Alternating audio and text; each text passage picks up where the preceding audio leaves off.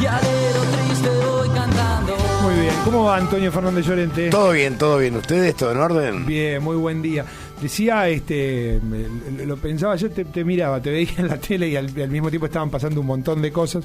Pensaba, yo no sé cómo se debe ser periodista en Dinamarca, pero en la Argentina no te aburrís nunca. Nunca, bueno, es histórico, nunca en el te mismo aburrís. momento en el que se estaba cayendo la sesión, a veces nos genera preocupación, por supuesto, la sesión de etiquetado frontal, estaba renunciando una ministra de la Corte, todo estaba pasando al mismo tiempo. Pero es que es un lindo tema el de la Corte, aprovechemos que Sí. Carlos Heller, los saludo. Sí. ¿Cómo andan todos? Hola, bien? ¿Cómo te va, Antonio? ¿Qué tal?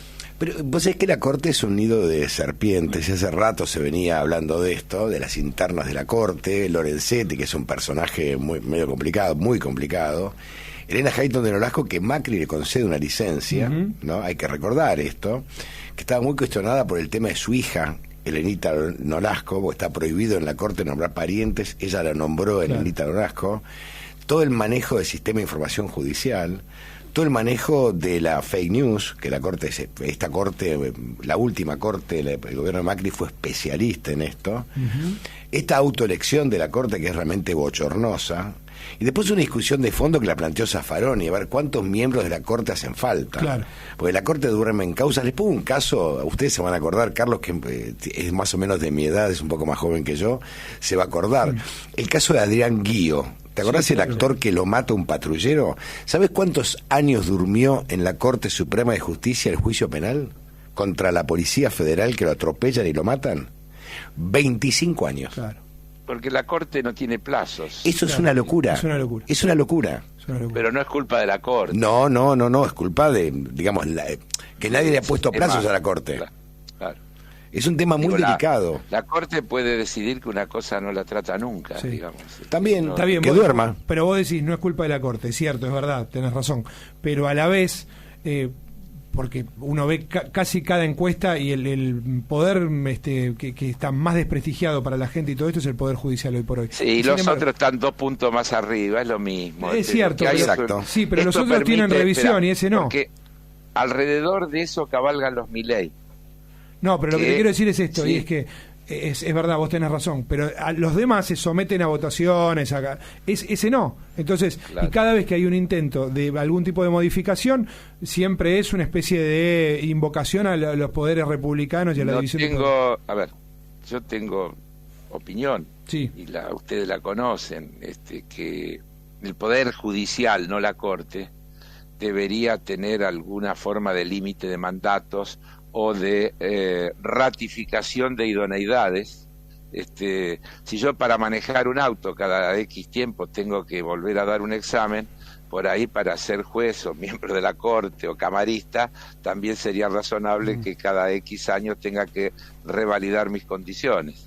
Por ejemplo, como una cuestión que ayudaría a la transparencia. Creo que también se puede discutir. Yo no soy un especialista en el tema, pero tengo la impresión que una Corte de 5 miembros queda chica. Muy chica. Muy chica. Claro. Pero bueno, ¿cuándo se achicó, Antonio? Porque era de 9. Lo primero fue de 5 en la época de Alfonsín. Sí. Acordate, después renuncian Severo Caballero y no recuerdo qué otro más renuncian, y después Menem la amplía a una Corte de 9 miembros. De 9. Que ahí se suma, acordate los nombres que son Julio Nazareno, Sí, horrible. Molineo Connor, Cabaña Martínez, Adolfo Vázquez, Enrique Petraqui, y había uno que era presidente de la Federación Argentina de Tenis, que era Molineo Connor, Claro. Sí. que fue en el fondo el más digno, porque el resto se quedó con la Que jubilación. de hecho es por quien entra Hayton, si no me equivoco. Elena, claro, pero después Kirchner con criterio la reduce a 7. Sí. A 5, A claro. 5. Y después a 5. Por eso. Y ahora decimos que 5 queda corta, Sí. y que tendría que tener 9, y que tendría que estar separada por fueros, por las especialidades. Que sería más sano, Carlos, que esté separada por fueros, sería sano. Yo no digo que no, digo que son temas que están permanentemente en discusión y que también hemos visto. Acabamos de hacer en 30 segundos un repaso histórico y pasamos por distintas conformaciones, modos, etcétera, y más o menos los problemas han sido los mismos, lo que me lleva a pensar que todo el sistema judicial necesita una profunda reforma. Totalmente es mucho de más acuerdo. profundo el tema que la composición de la Corte, que por ahí es resultante de Claro, todo ese claro. de todo ese Vos funcionamiento. fíjate que la Corte, Carlos, Marcos, Pablo, la Corte avaló las escuchas ilegales que se transmitían en programas de televisión que eran charlas entre abogados Sí. y presos. Sí. Esto Sí. es vergonzoso. Sí. Es una violación flagrante del artículo 18 de la Constitución Nacional. Totalmente. Es una locura. Y la Corte lo avaló. Porque las escuchas, que manejaba las escuchas, era la Corte Suprema de Justicia. Pero yo te diría, no sacándole importancia a esto que decís, sino agregando, que lo más grave que tiene el sistema judicial es que sus decisiones no tienen dónde recurrir y termina siendo un impedimento para el avance, por ejemplo, de las decisiones políticas que toman los otros poderes. Vos sancionás una ley, como la ley de medios, y la Corte te la utiliza porque hace lugar un amparo, y se acabó. Totalmente. Vos sancionás una ley como la ley de las cadenas de valor y la Corte hace lugar un amparo y entonces el Poder Legislativo, producto de la puja electoral que cada 2 años se renueva y que de alguna manera va aproximando en su composición el pensamiento de la sociedad, porque por eso hay renovaciones parciales cada 2 años, no puede soportar o no puede sobrepasar el rol de la justicia, que después dice no va esto, porque un juez de Santiago del Estero, de Catamarca o de donde, un juez federal, hizo lugar al amparo, y el amparo suspende todo hasta que se resuelve la cuestión de fondo, y la cuestión de fondo no tiene plazo, y entonces no se resuelve nunca, y entonces ahí tenés uno de los mayores obstáculos a poder avanzar en cambios reales, ¿no? Pero Carlos, la Corte Suprema de Justicia, esta Corte, volvió a crear e inventar una figura como el per saltum para sostener en juzgados a 3 jueces que no tienen acuerdo del Senado. Esto es algo nunca visto en ninguna parte del planeta. El per Luglia saltum no dejó Bertuzzi, de existir nunca acá, creo, ¿no? pero es una vergüenza, pero una vergüenza. Empezó con aerolíneas y terminó con esto.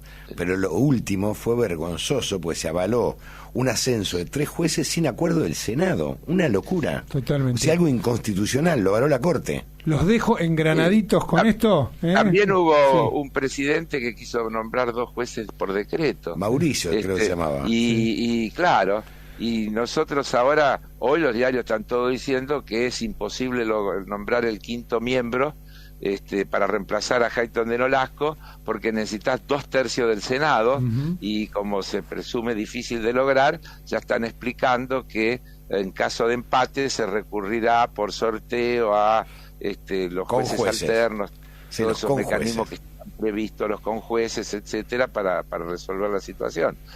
Así que mira cuán complejo es todo. Bien, los dejo engranaditos, me Cuánto parece. matiz. Y me voy escuchándolos. Porque No, Granadito, no, va a estar estamos bueno. coincidiendo, estamos Totalmente. abonando la misma idea con Totalmente. Con distintos matices, pero es la con misma idea, matices, nada claro. más. Muy bien, yo me despido y nos quedamos, por supuesto, con Antonio y en la 990, en la programación. Gracias a todos. Mañana a las 6 nos reencontramos. En 990 kHz transmite LR4, la 990. Desde la Ciudad Autónoma de Buenos Aires, República Argentina. La 990, siempre de tu lado.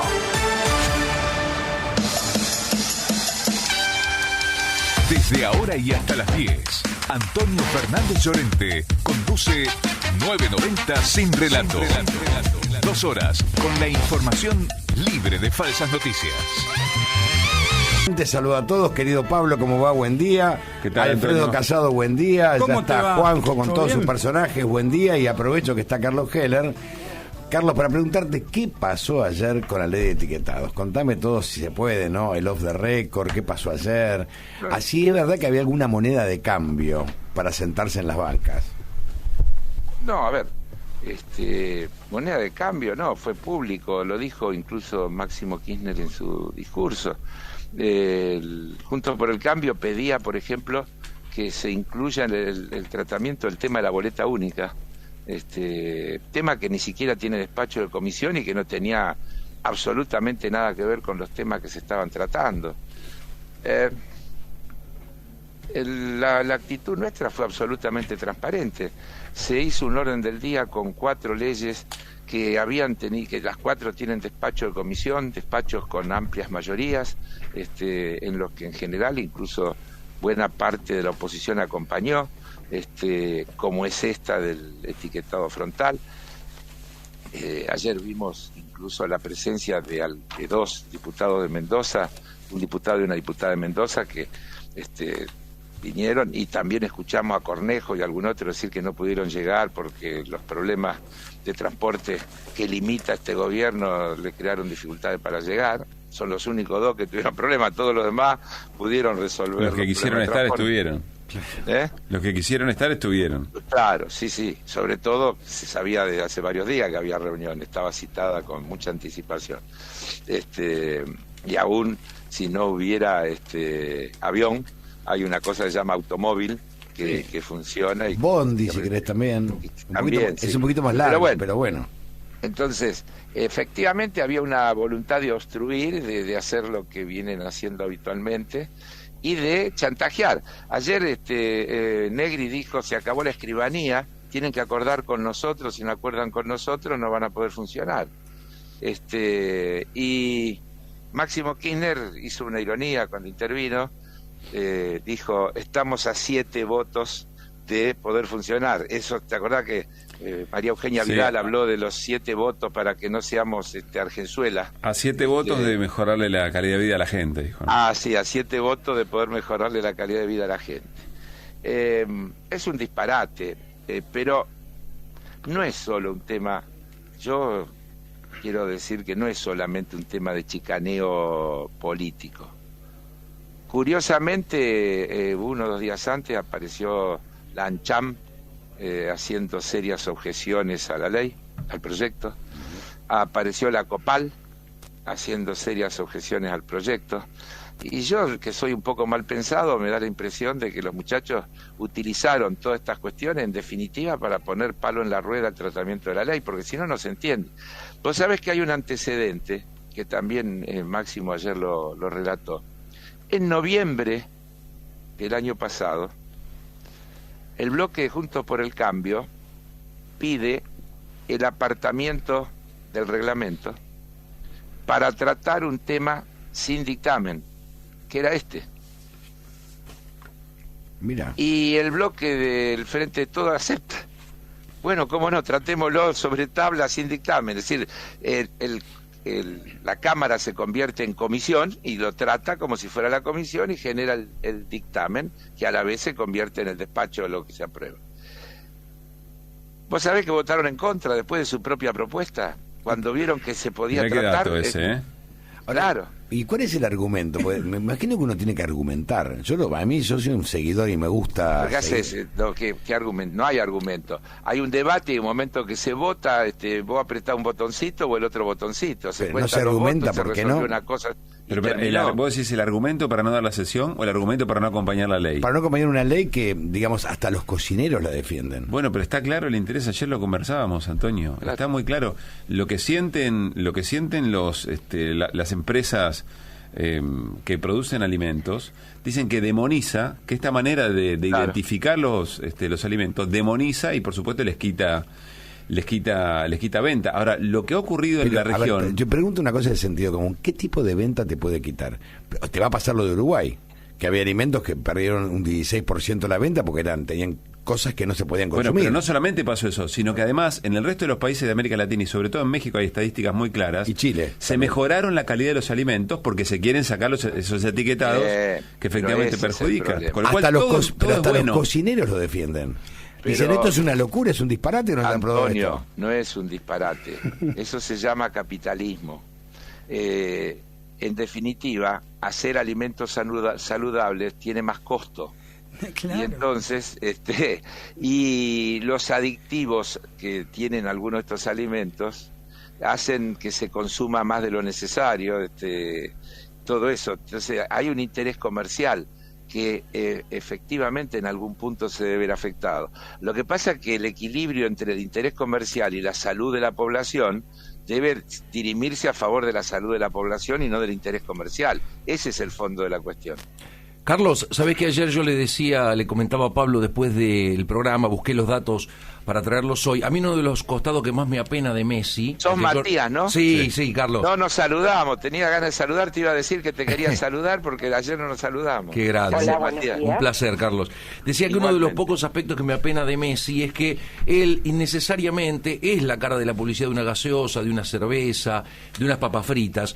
Y en el 2015, después de una serie de lesiones que tuvo, tenía ese problema que él vomitaba en la cancha. Me acuerdo, bueno, mundial inclusive. Martín de Michelis le sugiere ir a ver a un nutricionista italiano. Messi bajó 3 kilos, dejó de vomitar, dejó de tener lesiones. Y todo fue por los cambios de hábito alimenticio. Eso no lo sabe nadie. Y Claro. sí vemos la cara, las Me gigantografías de acuerdo. Messi haciendo publicidad de Para una productos gaseosa, que para perjudican. una gaseosa. Que lo perjudicaban a él. Además, Sí, y que probablemente no consuma. Claro. no, ya no. Por eso, y otra vez yo le tendría que decir, bueno, muchachos, ese es el sistema. Claro.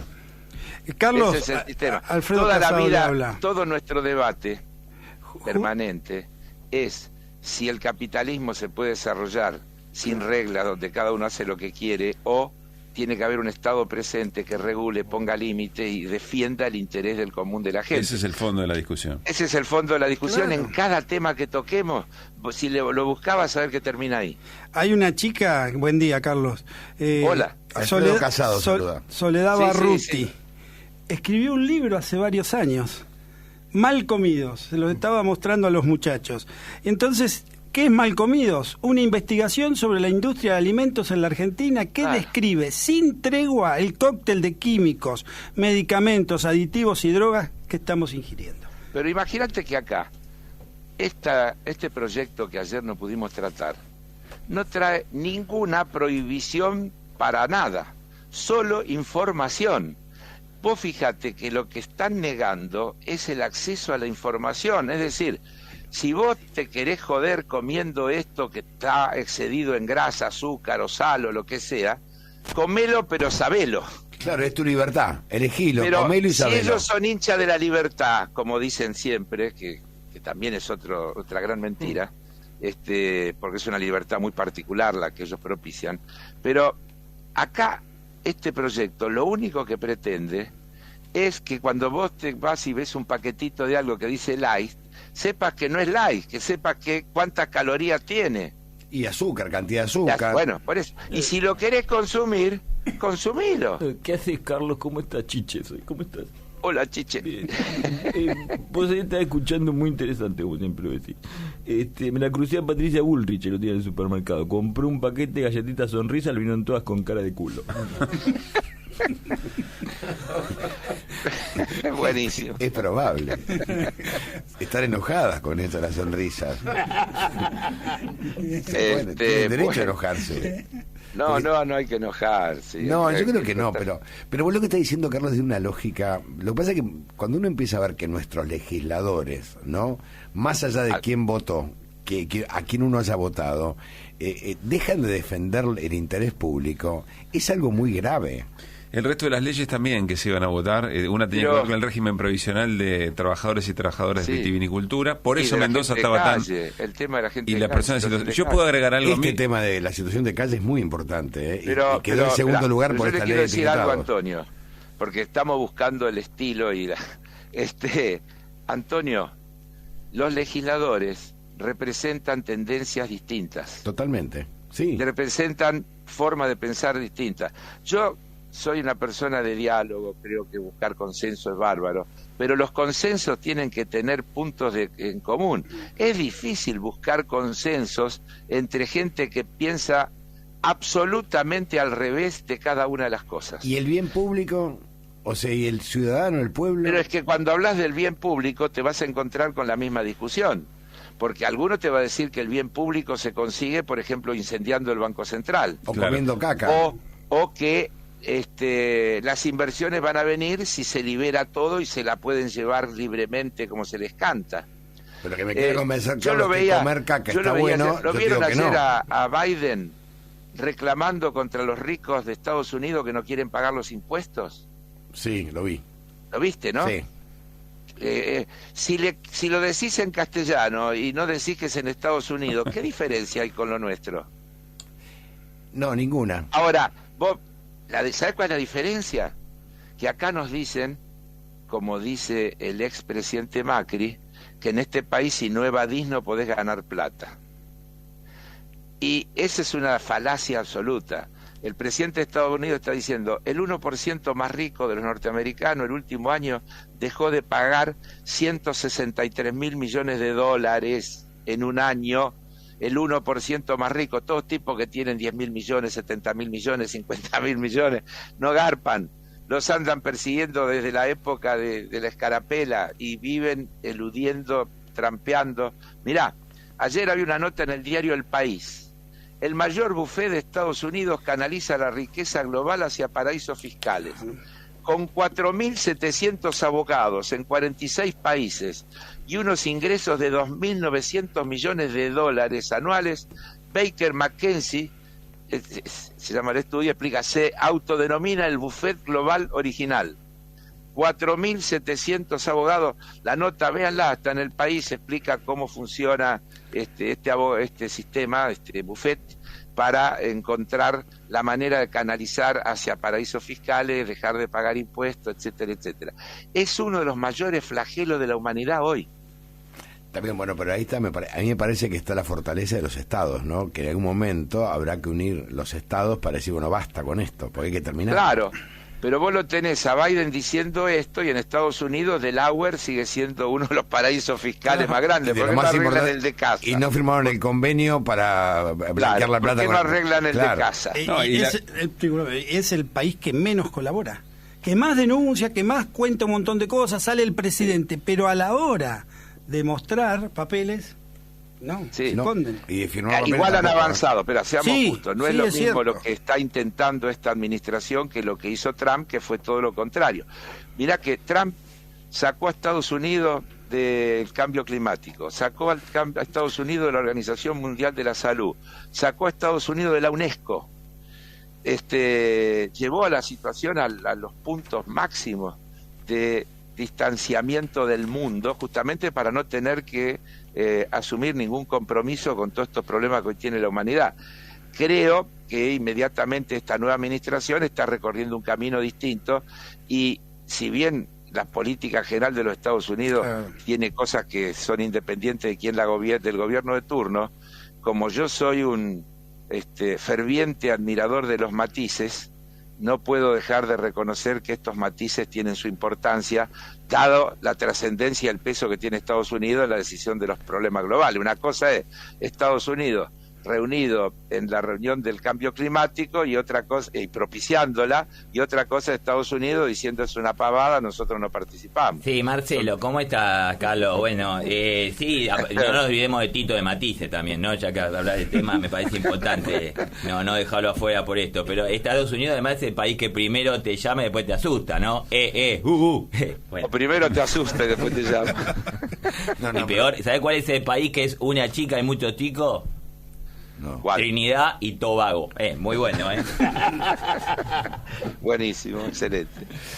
Ahora, Carlos, también recordá que Trump fue quien fogoneó que el FMI le preste a Macri 57 mil millones de dólares. Obvio. Para hacer lobby para que gane la elección. Eso también hay que acordárselo. Y nos dejó está endeudado. Reconocido, lo dijo el actual presidente del Banco Interamericano, ese Carón, el presidente del Banco Interamericano de Desarrollo. Así que no es una revelación secreta, es recordar algo que ellos mismos Carone no tiene cara. No tiene cara. Sí, la verdad no tiene cara. Pero ellos naturalizan, viste que tienen el poder de fuego que les da todo esto, lo mediático, lo comunicacional, y te terminan naturalizando las barbaridades más grandes. Por ejemplo, si vos agarrás los diarios de hoy, el tema de la sesión de ayer es el fracaso de Máximo Kirchner que no logró el quórum. Que es un disparate. Claro, no es el tema de estos tipos que negaron el quórum para tratar 4 leyes importantes para la gente, sino que Máximo Kirchner no logró sentar 129 en el... Ese es el... Entonces, te van construyendo una realidad. Yo la otra vez decía acá, este tema de la denuncia contra... Macri por el fideicomiso famoso de la mamá, que lo veíamos un día en los diarios y yo revisé los diarios de punta a punta y no estaba, salvo en ámbito financiero no lo había puesto nadie. y generó un montón de comentarios entre nosotros, pero al día siguiente salió la noticia en Clarín y en La Nación, un pirulito chiquito por ahí por la página 14 o 11, pero ¿sabes qué decía el pirulito ese? ¿Qué decía? Cristina ataca a Macri, porque Cristina había salido con esa frase en un Twitter diciendo, yo dije en el 2016, cuando habían atacado a la mamá de Cristina, que eran vos y tu papá. Ahora digo, eran vos, tu papá y tu mamá también. Sí, entonces, la noticia era esa. Del fideicomiso no hablaban. Vos fijad, buscame una noticia en los grandes medios que hable del tema de fondo, del fideicomiso. Entonces, te llevan la discusión para lo anecdótico, lo pintoresco, lo ridículo, lo que vos quieras, y te sacan de foco. Bueno, cuando vos lees los 11 principios de propaganda de Goebbels y empezás a ver el aparato de propaganda de Juntos, vos te das cuenta cómo instalaron la mentira como principio de propaganda. Y es algo lamentable que, digamos, es una forma, digamos, maquiavélica o maligna de dividir a la sociedad. Porque es instalar mentira y mentira. Solamente que está enojada, que hay problemas, que tenemos que resolver un montón de cosas, pero que ellos son los que la causaron, no se la pueden resolver. El enojo no puede ir para ahí. El enojo es para darle más fuerza y exigirle a este gobierno que haga lo que tiene que hacer con el mandato que la sociedad le da. Y que la rebelión no pasa por volcarse a la derecha, también hay que entender así es, esto. por eso, así es. Carlos, te mandamos un abrazo enorme, bueno, hasta mañana. Hasta mañana. Un abrazo grande, Chau, que les vaya muy bien.